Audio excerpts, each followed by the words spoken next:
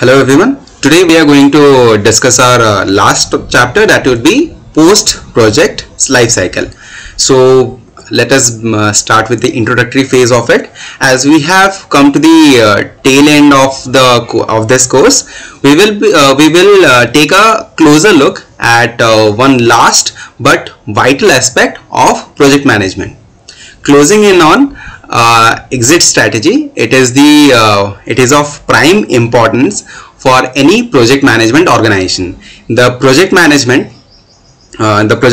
organization cannot keep on the hand holding any project beyond a certain point, as it has just the liability restricted to develop a model for the project and come up with ways of pulling out of the project without distracting the normal course of operation of the project.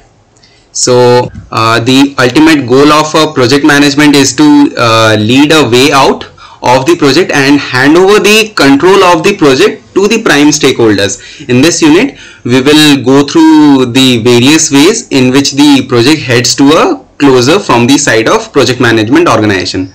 So moving on to our next slide, that would be objectives. These are the 5 objectives which we would be covering. That would be to comprehend post project life cycle of a project, to be able to monitor appropriate exit strategies for a project management organization. Then our third object, to be able to develop strategies for smooth transitioning of control from project management organization to the prime stakeholders. Our fourth objective would be to be able to take the learning from a project and replicate and model it as per the requirement of other projects. And our last objective would be to be able to develop methodologies in project restructurization.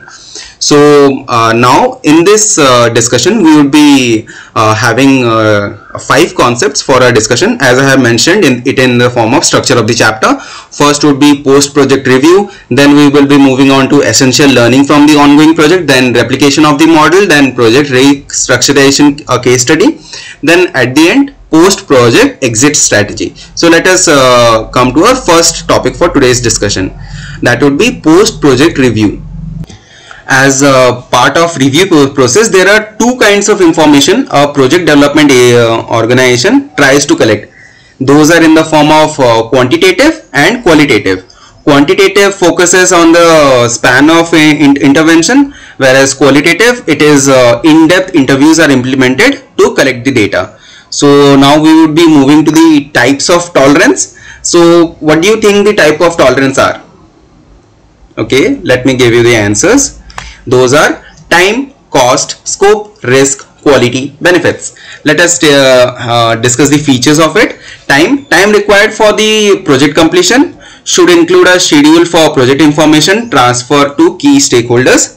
And cost, the features would be possibility of cost calculation going wrong, then maintenance of contingency fund, budgeting and audit trials, and distribution of planned project restoration cost if required. Scope would be scope of inclusion of more goals from the community, scope of a wider community participation. Risk, obviously financial risk is there, risk from change in regulation or goals, ways of assessing the risk and methods to escalate the risk to reduction and mitigation of it. Then implementation of robust risk resistance measure. Quality, defining the range of acceptable performance for a project outcome. And benefits, if we talk about benefits, then acceptable range of benefits to be expected from a project. So I hope I have made some sense here. Moving on to our next slide, that would be steps to transition. So as I have mentioned the steps for transition, I would be giving some some fundamental questions, guiding principles and challenges regarding these steps mentioned in the slide. Okay, if we start with transition planning from earlier stages of project, then it's some fundamental questions would be type of transition, envisioned, timeline and benchmark of transition set.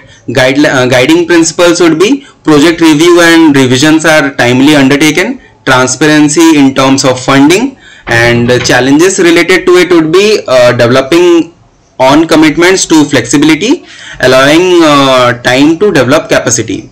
For next step, that would be developing next component, that would be developing local linkages for strengthening the projects on ground.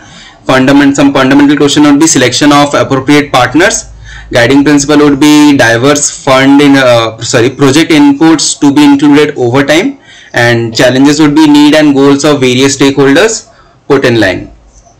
Now, building local and organizational capacity of stakeholders before the transfer of control.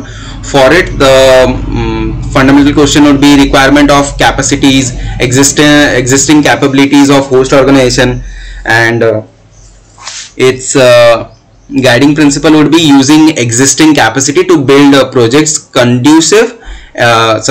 Using existing capacity to build projects conducive environment for complete utilization of the capacities. Then challenges would be design of strategy for monitoring, tracking of current capacities and objectives. So moving on to our next, that is mobilization local and external project supportive resources. So its fundamental question would be inputs needed to maintain the service sustenance of vigor and value in the ongoing project after a period of limited handholding.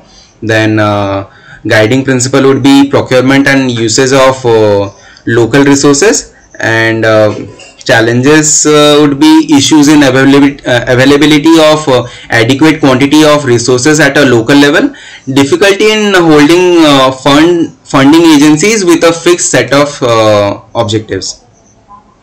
Then let's talk about slow staggered exit from the control of the project to pass it on to the next line of control. Its fundamental question would be key project elements dependent on support of others.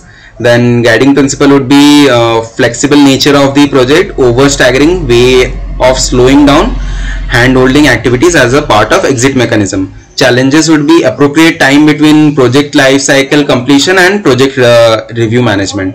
Now let's talk about pre-decide roles and relationship for smooth transition. So let us talk about its fundamental question, that would be types of ongoing support, funding of ongoing, and its guiding principle would be slipping away from initial project goal due to reorientation of project goals and inclusion of other goals. Its challenges would be funding support to be established, staff focus on sufficient time and energy for the ongoing project. I hope I have made some sense in this slide. Now I would be talking about kinds of closure of a project. There are like contract, closure like contract. In its features would be like closure of all possible contracts pending. Then financial closure would be amount of funding received and amount still left would be utilized. And administrative closure would be release and